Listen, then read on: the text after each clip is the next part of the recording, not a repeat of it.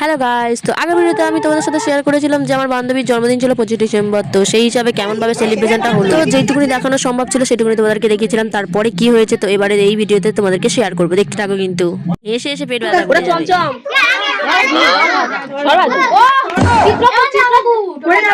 হ্যাঁ চিত্রকূট যে কোনো হোক বাচ্চা দেবে হ্যাঁ শক্ত হবে ছিঁড়ে